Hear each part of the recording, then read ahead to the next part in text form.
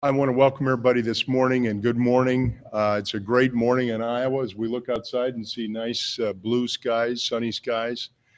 And it's with great pride that I tell you that we're here for Des Moines to celebrate becoming part of the Home-Based Iowa program.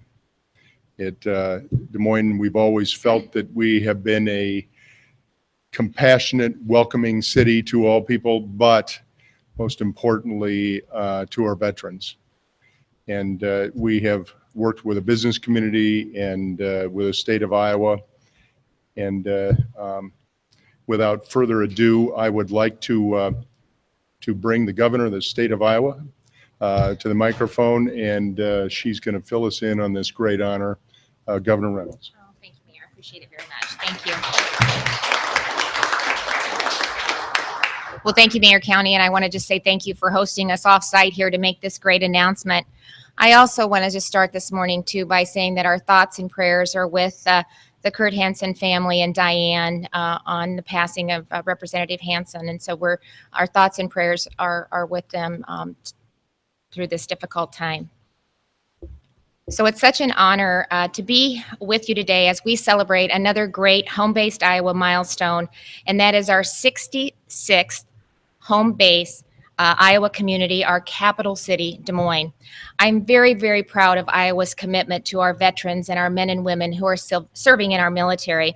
It's hard to believe that it's been 3 years since I stood at the Gold Star Museum at Camp Dodge with standing room only as the Home Base Iowa initiative was signed into law.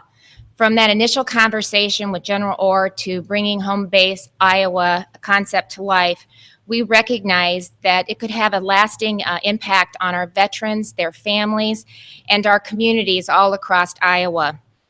Our goal was to make Iowa the state of choice when it comes to recruiting veterans and transitioning service members to our state. At first glance, Home Base Iowa is helping us become the most veteran-friendly state in the nation, but it's also serving as a connector within our communities. It helps bring people, organizations, employers, and higher education together to help veterans and their families. And it has been embraced across our state. And as it continues to grow and build enthusiasm, we love what we see taking place. I want to just thank the Executive Director of Home Base Iowa, Jason Kemp, for his great work in really helping us continue to build the momentum that we see taking place across Iowa. At this time, I want you to please join me in expressing our appreciation to the following individuals and organizations: Mayor County and his team, the Des Moines City Council, the Greater Des Moines Partnership, Iowa Workforce Development, and the Des Moines Downtown Chamber of Commerce. As business and community leaders, you set your sights on earning Home Base Iowa status, and then you surrounded yourself with like-minded individuals and gave them the necessary flexibility to achieve that goal. Really, the momentum demonstrates the priority that Iowans place on veterans and their families and employment. Right now, there are nearly 1,600 businesses pledging to hire veterans for over 8,000 jobs in our state. We also have 21 CHAMPs, which is Certified Higher Academic Military Partners, that are going above and beyond the requirements to help veterans with more than just a certificate or degree. Workforce development also plays a very important role in helping veterans with everything from crafting a resume to job placement. All of our Home Base Iowa partner organizations play such an instrumental role in telling Iowa's story as it relates to veterans and their sacrifice and service. I also know that the initiative wouldn't be where it is today without the strong support of our business partners, and including American Equity Investment, Bankers Trust, Cognizant, Fairway, Hy-Vee, Mercy Medical Center, Principal, the IMT Group, and the Iowa Clinic and Unity Point Health. Home Base Iowa was created for veterans with the anticipation of private sector leaders stepping up and the shared desire to lead the nation with this innovative program. So again, I just want to say congratulations to Des Moines on this latest achievement. Without question, I know that the next 3 years will bring even better news about home-based Iowa in central Iowa. And we look forward to continuing to be a partner in that endeavor. So thanks again for the great work and for what you're doing on behalf of our veterans and men and women in the military. And with that, I would like to ask Lieutenant Governor Gregg to say a few words. Lieutenant Governor? Thank you, Governor, and good morning. Today we celebrate our state's newest home-based Iowa community, Des Moines. Thank you to everyone who helped make today possible. Your hard work shows the value that Iowa places on veterans. It's no secret that transitioning veterans from the military to civilian life often faces unique challenges. The two cultures are very different, but home-based Iowa is helping bridge that gap. The program isn't doing it alone. Local governments are partnering with colleges and universities, nonprofit veterans groups, and private businesses. The bottom line, home-based Iowa is all about people helping people. I'm thankful we live in a state where that's what we do. As veterans leave the service, one of their biggest worries is finding a good job. That's where home-based Iowa can help. As we celebrate the Des Moines designation today, we officially put the city on the map as another veteran-friendly community in our state. I actually had the privilege of being part of the core group of folks who helped start Home-Base Iowa more than 3 years ago. And I'm very proud of how it's grown over the years. The support from Iowa businesses, communities, and educational institutions is inspiring and sends a very clear message to veterans. We appreciate your service and your sacrifice. I look forward to making Iowa one of the most veteran-friendly states in the nation. Having Des Moines, our capital city, as our 66th home-based Iowa community is an important step in that direction. So thank you and congratulations.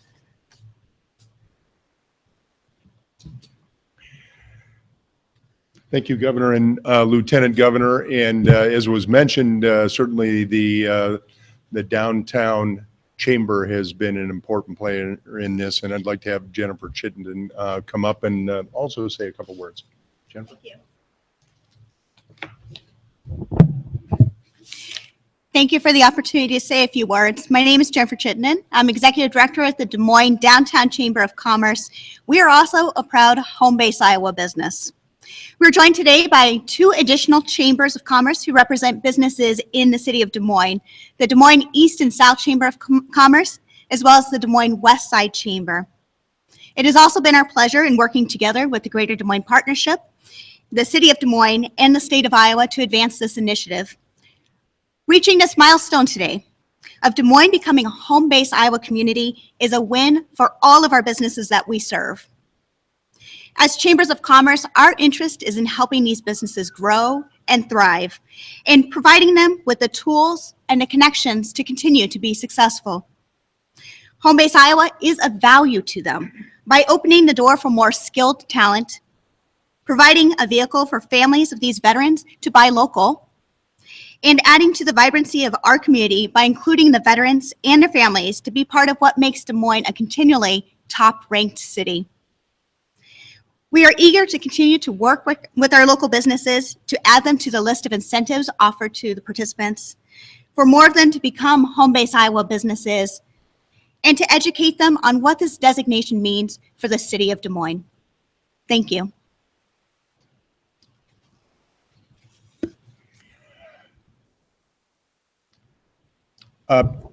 Quickly, I just want to thank everybody for being here. And Des Moines has worked really hard, not only in this Home-Based Iowa initiative, but with our neighborhoods, with our businesses. And so many awards have come to this city because of that relationship between our employers, the citizens, and all levels of government working together. And the capital city is a great example of that, and we think probably, selfishly, I'll say the best example of that in the state of Iowa. But we want to lead. We want to lead by example, and I think supporting our veterans is a huge, huge assignment for all of us every single day. I spent a number of years out at Camp Dodge myself, a little bit before the 3 years ago. Back in the 60s and 70s. And I'll tell you that Iowans have always stepped up. They've done what they have needed to do to serve our country, to serve this state.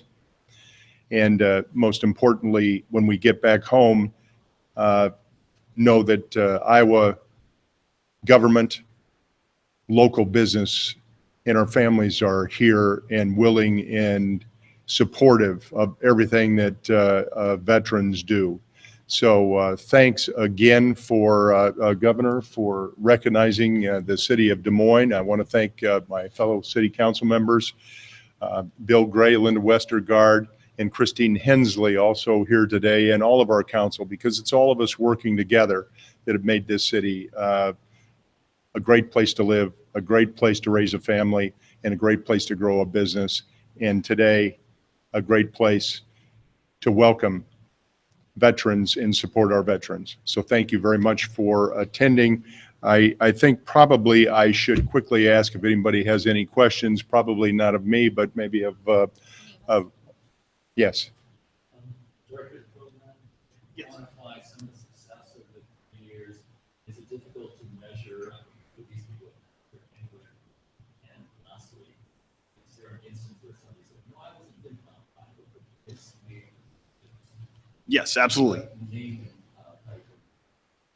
Sure. Jason Kemp, Home Base Executive, Home Base Iowa Program Director. So over the last 3 years, hiring folks is not an easy thing to do, and quantifying veteran hiring is tough to do.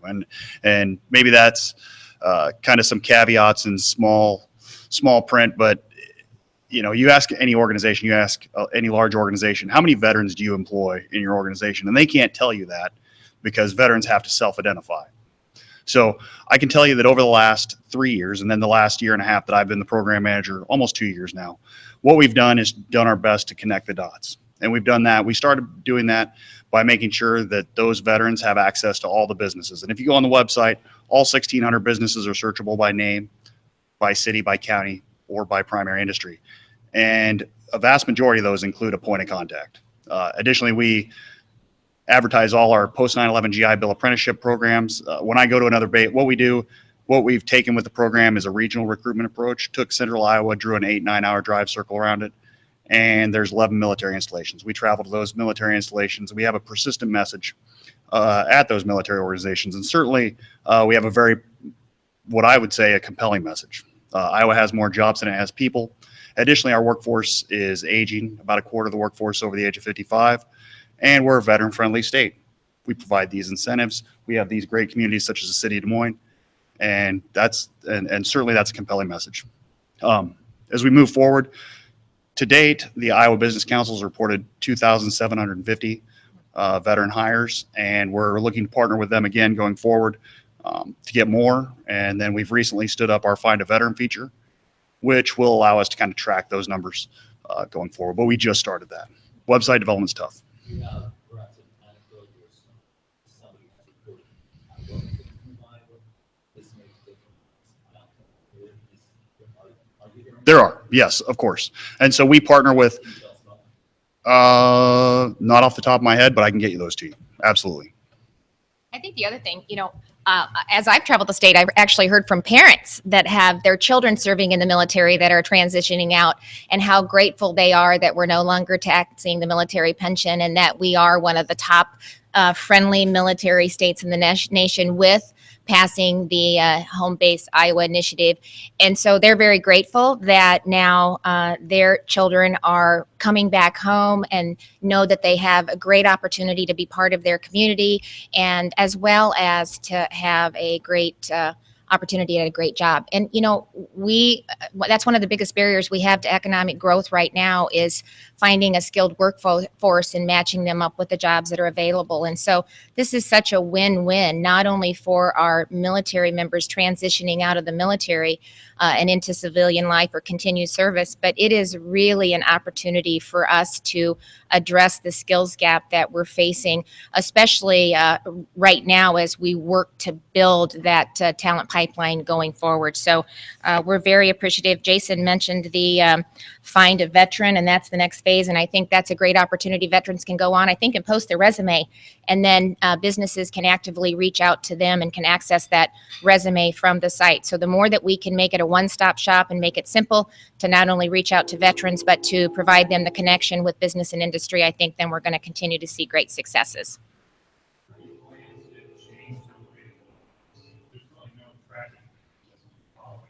I know General. I wouldn't say it's all anecdotal. Certainly we work with workforce development. One of the reasons that I'd have to pause to get you stories is because with workforce development, the veterans who work with them have to sign a waiver, and it's a process as in anything in state government. But no, certainly there's not anecdotal. As you go forward, the Find a Veteran feature, obviously the veteran logs in, posts a profile, and selects a status, if you will, transitioning off active duty, retiring off active duty, some sort of guard status, or a veteran changing guard or veteran changing employment. And so that's really the vehicle. Is it's very tough to discriminate. Hey, are you a veteran who got out of the military 15 years ago and getting a job, or are you a veteran, transitioning out of the military from, say, Fort Riley, Kansas, or from Offutt Air Force Base, or Fort Campbell? So going forward, we will be able to do that. As the governor mentioned, the Find a Veteran feature, we've been working really hard to stand that up, and with the help of Iowa Workforce Development, we've definitely got that done. And so now going forward, I think we will be able to report numbers. Any other questions? What kind of things do you have to offer here in Des Moines? We can talk about some of the initiatives. Mayor's. Who are getting help, type of thing that Des Moines is offering them? Well, again, I would refer you probably to all of our departments, but we've got a whole package of benefits through the city, everything from the library system to the park system to the golf courses to possibilities to come down and apply for jobs at the city. We have occasionally a number of openings, but we're always looking for people that are ready not only to serve our city, but have had a history of serving our country. So the city of Des Moines has been very supportive of this program in a wide variety of ways. All right, I know that everybody here will be happy to take any questions if you want to grab them individually afterwards. I appreciate, again, everybody coming to this announcement, and Des Moines again is very, very proud to be a member of this elite group of 66 cities of home base Iowa. So thank you all for attending, and we'll be available for questions if you have any further ones. Thank you. Yeah. So, and Bill, I just wanted to say too, that's really the beauty of this initiative is communities have the opportunity across the state, once they reach that designation, to put their own package together. So communities have been really creative in how they've tried to offer different incentives that would encourage our transitioning military men and women to live in their communities. So it's been fun to see the different ideas and the different packages that each one of the communities have put together to encourage those men and women to locate in their communities. So with that, I think we'll open it up for other questions.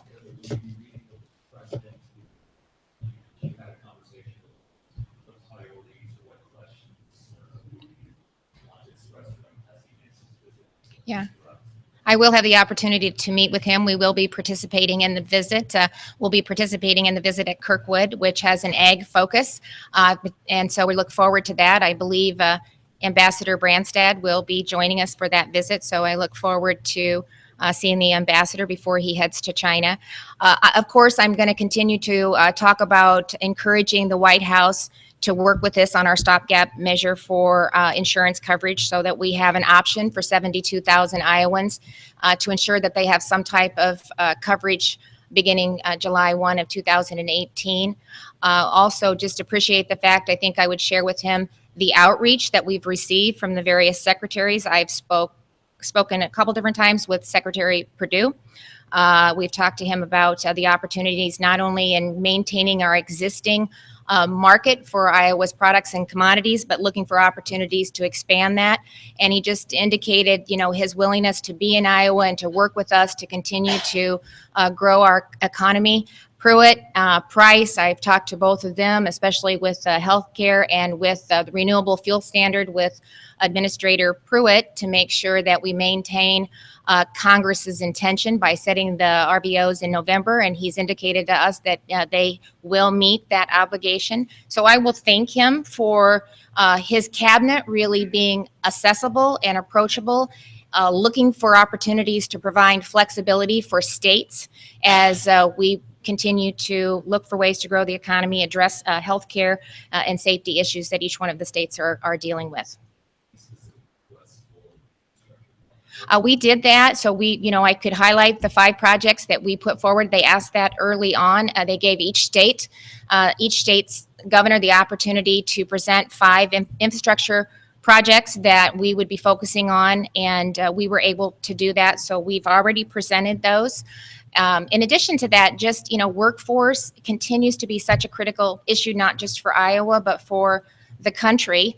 And I appreciate really their interest and focus on looking for ways that we can really help Iowans and Americans get the skills so that they can really reach their full potential and have a great career and a great quality of life. And I think I would do my best to encourage him to push forward and get tax reform done in this year. Yeah, it is, because as I indicated in my top 4 priorities was creating a competitive business environment. And not only does that mean comprehensive tax reform, looking at our tax system, but it also means connectivity. We want Iowans to be able to live anywhere in the state of Iowa, no matter the size of the community or where it's located, to have high-speed internet and connectivity where they can take an idea, create a business, grow it into a successful company, and market their products to the world. And so it's really important that we continue to provide that level of high-speed internet to every single corner of the state. And most importantly, if we want to keep our young people in the state of Iowa, it is an expectation of our young people to be able to connect to the world. So they have worked with us in the past, and it's an opportunity to continue to work with them on that.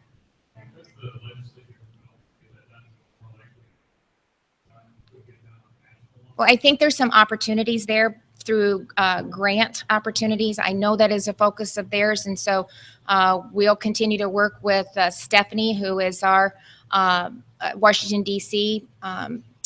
Director, on how we can make sure that we're up to date on the opportunities that exist, and so that we can make sure that we're taking full advantage as a state in any of the initiatives that they will be putting forward.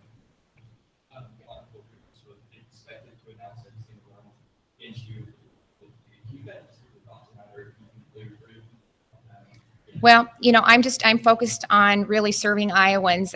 Lieutenant Governor Gregg and I last week, over the last 2 weeks, have started our 99 county tours. We had a great time on the road. We got to meet with several businesses. It was really energy focused, and we had an opportunity to see, the phenomenal things that are taking place in energy and the advancements that we're making. And so we're going to continue traveling Iowa, meeting with Iowans, talking about our top priorities, but most importantly, really listening to them and getting their feedback. And that's the whole reason when I said it was energy focused, to see what initiatives are taking place, whether it's a solar farm at a REC, or it's at University of Iowa, or it's meeting with providing broadband connections in rural Iowa, like we were able to do in Osage through the Osage Municipal Utility. So there's a lot of great projects taking place across Iowa, and it's really critical for us to understand them so we can really highlight best practices and look for opportunities to scale those across the state. So that's what I'm focused on. We're laying the groundwork for 2018, but right now we're busy meeting Iowans, talking to Iowans, and looking for opportunities to serve.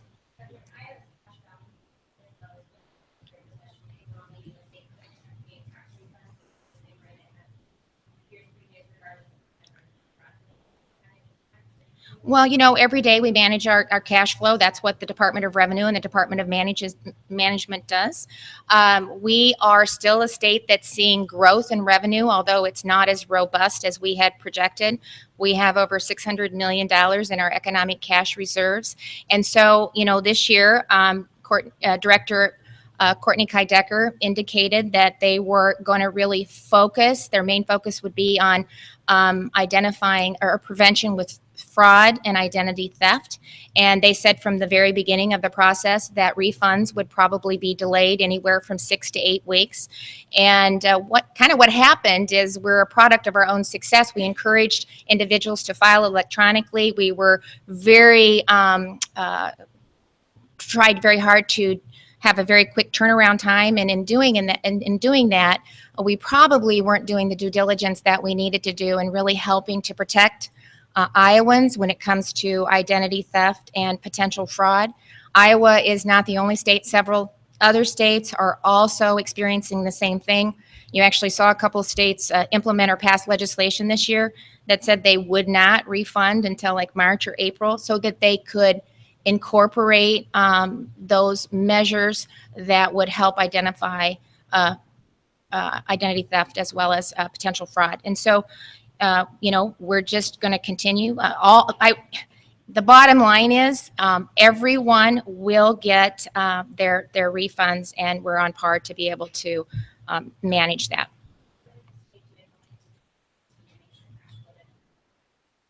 We're working every day to grow our economy. When I talked about our top 4 priorities, it's creating the most competitive business climate in the nation, to look for opportunities to have the most innovative energy policy in the country, to make sure that we're educating our children for a knowledge economy, and to make sure that Iowans have the skills that they need to fill the jobs of today, let alone the jobs of tomorrow. So as I meet with business and industry, they are in growth mode. Their projections are positive, but what is really hindering that growth is a skilled workforce. And so even though we have a 16-year low unemployment rate of 3.1%, there's over 50,000 Iowans that aren't working today.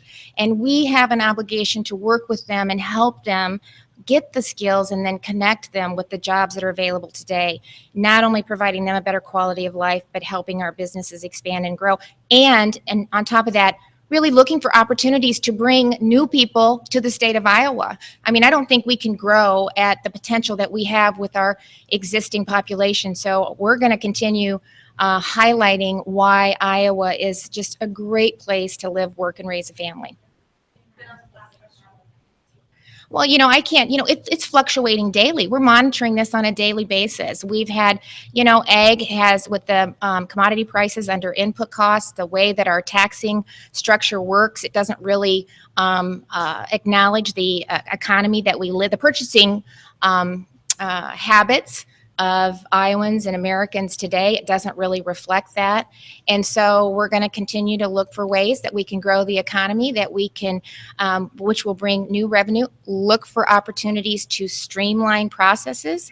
So it's not always about more money. It's about efficiencies too, and providing more efficient and effective government, looking for opportunities where we can coordinate and collaborate our services while providing better services and outreach to Iowans. Technology provides us so many opportunities to do that. And so we need to look at all of the above in order to continue to grow Iowa. I have a question for both you and Mayor County, and that is, folks can be talking about solving this water situation, but when people here in Des Moines see the governor and the mayor here, I'm sure a lot of them are saying, hey, they're paying, $100 million, $80 million or whatever for the new nitrate plant.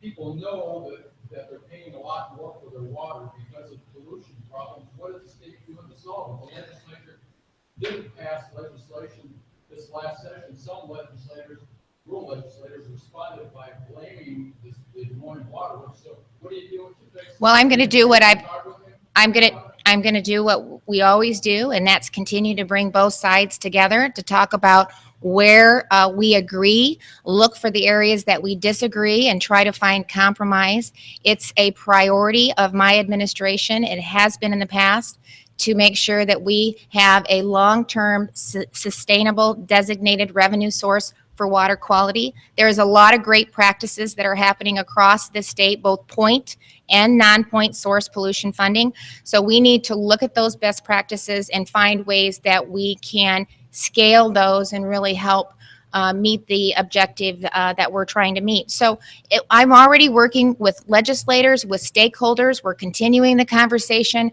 We're looking to build consensus so that we can come back next year and get something done. 2 years in a row, water quality has passed both. 2 years ago, it passed the House and the Senate didn't even take it up. This year, it passed the House, it passed the Senate. It didn't pass in like versions. And so there is a willingness, I believe, to get something done. We just need to find the path that we need to take to get that done. And that requires, Bill, having conversations with all stakeholders, looking for opportunities where we agree and minimizing the areas where we disagree so that we can come to consensus. And that's what I'm focused on, and I'm optimistic that we'll get something done next year. Yeah. I'd be happy to, but I think we should let the government ensure that they and I will talk to you. And Are you talking with people from Des Moines Water? they will be part of that process that I just described to you, Bill, because I said we need all stakeholders at the table talking about what we can do to move this forward. That includes all entities. So, the legislature, they're doing the outreach too on the constituents that they represent. So I'm sure they also are busy talking to the various stakeholders within their district. And so they can bring their perspective to the table when we sit down and look for an opportunity to get something done with water quality. So thank you very much. Thank you.